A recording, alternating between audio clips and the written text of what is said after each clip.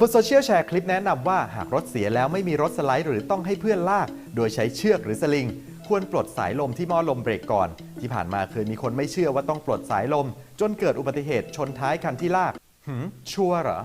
เรื่องนี้ถ้าจริงก็น่าตกใจและควรรีบบอกเตือนกันครับแต่ก่อนจะแชร์ต่อต้องเช็คให้ถูกชัวร์ศูนย์ชัวร์ก่อนแชร์สำนักข่าวไทยอสมทสอบถามกับนักทดสอบและผู้เชี่ยวชาญเทคโนโลยียานยนต์ครับหากต้องลากรถโดยใช้เชือกหรือสลิงควรปลดสายลมก่อนจริงไหมครับการดึงท่อลมที่หม้อลมเบรกออกไม่ได้ช่วยทำให้ตัวน้ำหนักแป้นเบรกมีน้ำหนักเบามากขึ้นหรือทำให้ประสิทธิภาพของระบบเบรกเวลาที่หม้อลมไม่ได้ทำงานมีประสิทธิภาพดีมากขึ้นชัดจนแตกต่างอย่างเห็นได้ชัดการทำงานของหม้อลมเบรกเป็นยังไงล่ะครับหม้อลมเบรกอาศัยสูญญากาศมาทำหน้าที่ช่วยดึงแผ่นไดอะแฟรมที่อยู่ภายในหม้อลมเวลาผู้ขับขี่ใช้เท้ากดแป้นเบรกที่แป้นเบรกก็จะมีแกนร้อยผ่านหม้อลมเบรกเพื่อที่จะไปดันตัวปั๊มเบรกแทนที่ผู้ขับจะต้องออกแรงทั้งหมดเพื่อที่จะดันน้ำมันเบรกไปที่ตัวปั๊มหม้อลมเบรกจะทำหน้าที่ให้สูญญากาศที่เรามีอยู่แล้วในรถยนต์ดันให้แกนไปช่วยกดที่ปั๊มเบรกให้ตัวเบรกสามารถที่จะทำงานสร้างแรงไปหยุดจับล้อได้ดีมากขึ้นเพราะฉะนั้นการที่เครื่องยนต์ยังติดอยู่แล้วก็มีสูญญากาศผู้ขับก็จะแตะเบรกด้วยน้ำหนักที่ไม่มากนักแต่ว่าเวลาที่ไม่มีสูญญากาศช่วย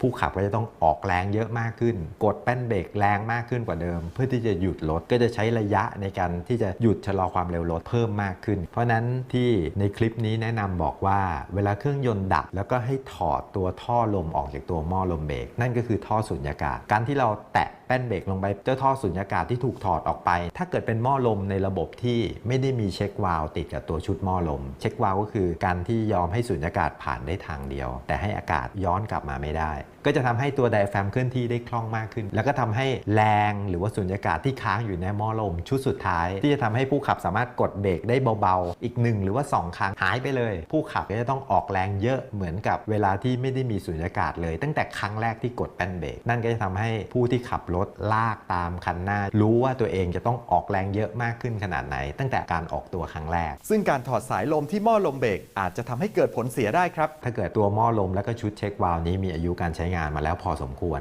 การดึงกระชากสายออกโดยที่เราไม่ชำนาญแล้วก็ไม่ระมัดระวังอาจทำให้ตัวเช็ควาล์วเสียหายการที่มีเช็ควาล์วอยู่ที่หม้อลมจะทำให้ไม่มีสิ่งสกปรกหรือว่าฝุ่นผ่านเข้าไปในหม้อลมได้แต่การที่เป็นหม้อลมในยุคเก่าที่เป็นท่อโลหะเปิดขึ้นมาการถอดท่อลมถูกลากไปแล้วก็อาจจะถูกเปิดทิ้งไว้ในระหว่างซ่อมมีโอกาสที่สิ่งสกปรกจะเข้าไปภายในตัวหม้อลมก็จะทำให้ภายในชุดหม้อลมรวมถึงแผ่นไดอะแฟรมอาจจะเกิดความเสียหายได้ดังนั้นหากจำเป็นต้องลากรถผู้เชี่ยวชาญเทคโนโลยียานยนต์แนะนำแบบนี้ครับวิธีการที่จะทำให้เราใช้งานน้ำหนักกดแป้นเบรกเหมือนกับการถอดสายก็คือเราย้ำเบรกสัก2ครั้งหรือว่า3ครั้งจนรู้สึกว่าตัวแป้นเนี่ยสูงแล้วก็แข็งขึ้นมาตั้งแต่เริ่มต้นลากออกไปแล้วก็เป็นคนเริ่มเบรกเพื่อดึงให้คันหน้าชะลอความเร็วแทนที่คันหน้าจะเป็นคนเบรกแล้วเราต้องแตะเบรกเพื่อรักษาระยะห่างนั่นจะทำให้การลากรถเนี่ยสามารถทำได้อย่างปลอดภัยโดยที่ไม่ต้องไปแกะหรือว่าถอดอุปกรณ์ทำให้เกิดความเสี่ยงความเสียหายกับอุปกรณ์ดังนั้นสรุปแล้วที่เขาแชร์ว่าหากต้องลากรถโดยใช้เชือกหรือสลิงควรปลดสายลมก่อนนี่เป็นยังไงครับ